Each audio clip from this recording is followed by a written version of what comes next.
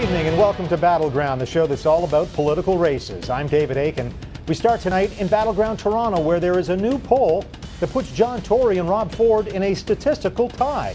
Just when you thought this was going to be a lock for Team Tory, the Ford campaign has apparently built momentum and is gaining ground. According to Forum Research, John Tory slips to 39%, Doug Ford climbs to 37%, Olivia Chow moves up 2 notches to 22%. Compare yesterday's poll with the Forum poll conducted on September 12th. That was right after Doug Ford entered the race. That poll showed Tory with a 7-point lead at 41%. Now it looks like Doug Ford has apparently siphoned off some of John Tory's support. Is this the game changer or just one of those blips in the midst of a campaign? We'll delve into that issue in just a few minutes. But first, to some other news on the campaign trail today. In Toronto, we turn to Beatrice Faceman on our news desk. Beatrice, what's going on? Hey there, David. Well, the focus in the Toronto mayoral race this evening is once again on gun violence. Folks at home will remember it was back in April that Olivia Chow endorsed her desire for a handgun ban in Toronto. She later added it into her election platform, simply saying there's no reason why anyone in Toronto needs a handgun in this big city of ours. So her mayoral rivals at the time, John Tory, refuted this call. He called it an ineffective gesture, saying handguns are already heavily regulated by the federal government. And last night during the debate here in Toronto, Olivia Chow once again renewed her calls for gun control measures. Let's listen. We can certainly ban handguns in this city. There's no reason why people need to have guns. I will do so working with the good citizens of Toronto to say to the federal government, stop the handguns from coming into this city, ban the handguns. No place for it. And just to give our viewers some context here, David Chow's announcement last night came after quite a deadly day in Toronto. We had 3 youth killed by gun violence, 2 of them in a targeted shooting in the city's West End. And the interesting thing, though, is this morning, David, Olivia Chow was supposed to give an announcement on ethics in government. In the 11th hour, her campaign team decided to change the tone of this announcement, changing it instead to a gun announcement. In fact, she said, in her words, that she was going to tackle the root causes of youth violence. And if you follow Olivia Chow on Twitter, which I know you do, David, her entire feed today has been absolutely filled with tweets on this very initiative. And here's an example. She writes, "The violence that's taking the lives of our young must end. I spoke out today on my plan to address the root causes like poverty and jobs." It seems she has now made this one of her key features of her election promise. She's actually saying that if she's elected mayor, she wants to require companies doing business with the city to actually sign an agreement committing themselves to hiring youth, David. All right, and yesterday we were talking about a big debate where there was allegations of anti-Semitism against the Fords. And today, apparently, Rob Ford is jumping in, coming to Doug's defense. That story has a second day of legs. Certainly not a big surprise that one Ford is defending the other, but Mayor Rob Ford today speaking to Toronto Sun's Joe Warmington, of course, coming to his brother's defense after Doug Ford's perhaps mishandling of a debate on Sunday where he didn't come out directly and refute his brother's alleged anti-Semitic remarks. Rob Ford actually came out and said Doug Ford's a good guy. It's not fair for him to take the blame for comments made by Rob back in March. And as for Doug, well, the pylon does continue for him. John Tory's once again attacking him for these comments. But it seems Doug is at least a little bit shaken by this. He says he will no longer participate in any debates moving forward here, David, if they include Ari Goldkind, who's actually the fourth candidate that actually made these comments towards Doug back on Sunday's debate. All right, Beatrice in Toronto for us tonight. Thank you so much. Let's kick some of this stuff around now with our friend Mark Toohey, former Chief of Staff to Rob Ford. And Mark, there's a whole lot of issues I'd like to unpack today. Let's start at the end there with the gun stuff. Olivia Chow would certainly not be the first politician to try and pay politics off the edge of some gun violence. It's just the way she's doing it. I remember in the 2006 federal election campaign, Toronto was talking about the 2005 death of Jane Kriba, the Toronto Eaton Centre shooting. Harper's approach was we're going to crack down on the bad guys, longer, tougher jail sentences. Olivia takes the left-wing position, the left-wing mirror that, which is we're going to crack down on guns. But again, I'm not sure if it might have helped Harper. I'm not sure this is going to help Olivia. What do you think? Well, I think there's 2 thoughts come to mind. First of all, it's a little bit the death rattle of a dying campaign.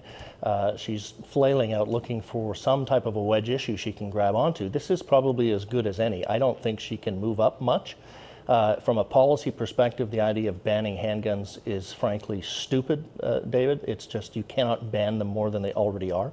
The city certainly doesn't have the resources to do that. It's almost impossible for a law-abiding citizen to jump through all the hoops required to get one and use one. So the idea that you know, gangbangers and street thugs are going to do that is just ridiculous.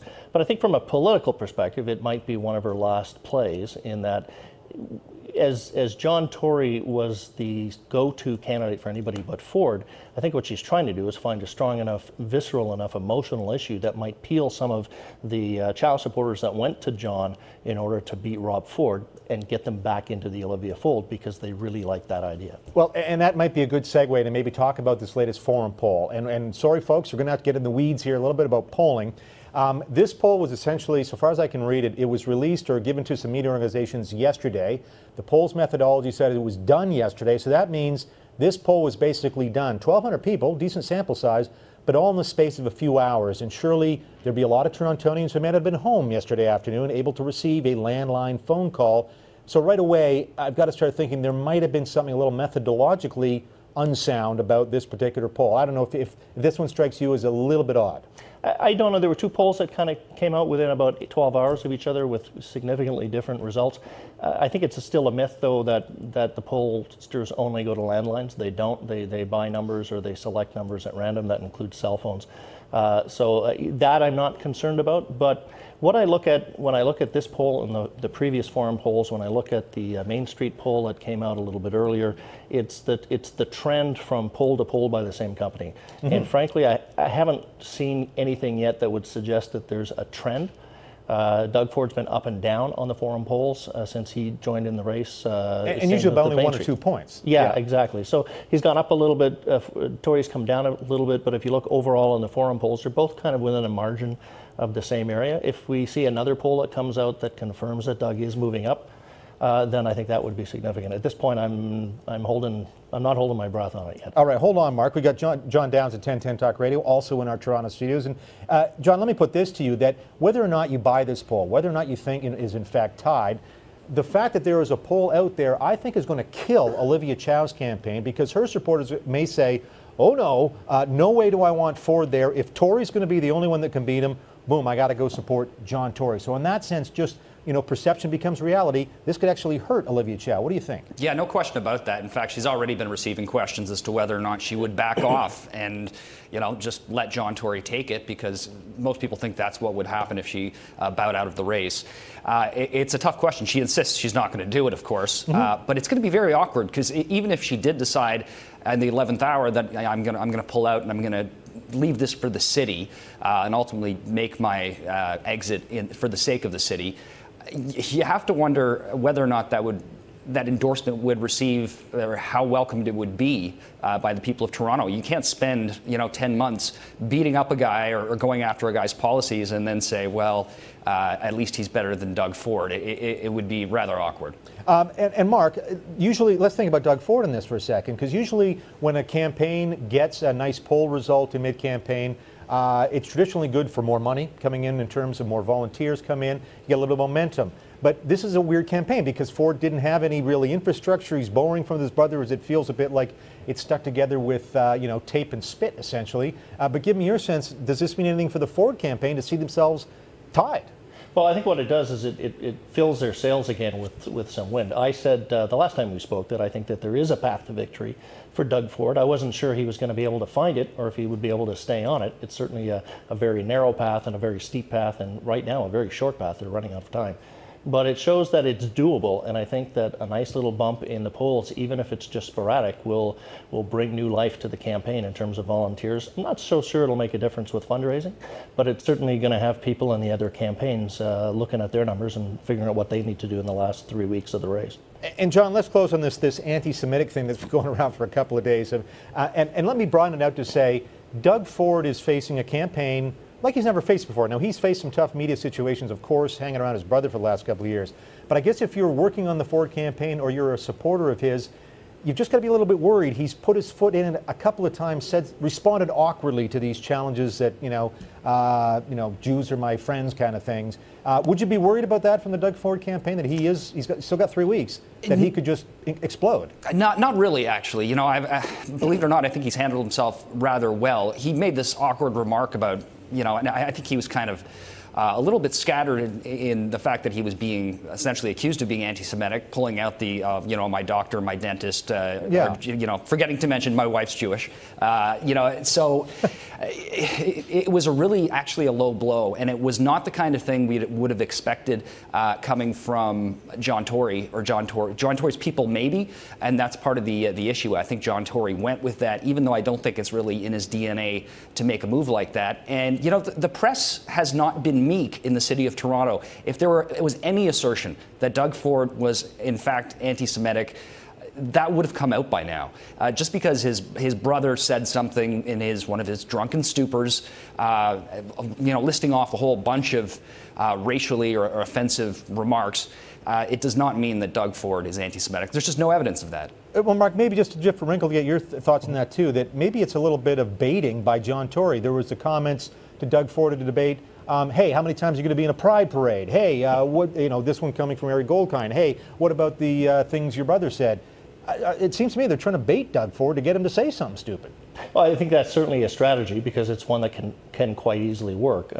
But I think what this was Eric Goldkind, who is really a fringe candidate, who would really like to not be a fringe candidate. He's invited to a number of debates lately since they've got some empty chairs. This one was a Jewish community. He's a prominent member of that community, so they invited him. I think this was him trying to get his 15 minutes of fame by coming up, and I think it worked much better than he thought it would. I think it was, he threw that out there, and it's caused a great ruckus, and people are talking about him today. And John, you've been covering, hanging around City Hall for a long time. Let me ask you, how do these, quote, fringe candidates, everyone wants to say, I'm not a fringe. He's got serious ideas, I want to be taken seriously. He's not one of these people dressing up in whips and fetish things. How do we get more people to participate in debates, or how do you cut it off? I think it really comes down to the public. I don't know if you can blame the media, perhaps, but we had one candidate who really was considered almost a star candidate in media circles, and that was David Soknacki, who spent a lot of time prior to this term as a city councillor. And he had a lot of what I think a lot of people in the middle considered a lot of good ideas. But he polled at 4%. He polled at 6 at his highest, I think. He wasn't gaining traction. I don't know exactly why he couldn't, but I think perhaps you got such high-profile candidates as John Tory and Rob Ford and Olivia Chow. He wasn't going to be able to wade into that battle. That's unfortunate, I think a lot of people believe. Yeah. John Downs, Mark Toohey, guys, thanks so much for joining in the chat tonight. This campaign, it's one of the most interesting I've seen in years. I love talking about it. Thanks, fellas. 2 weeks left. Thanks.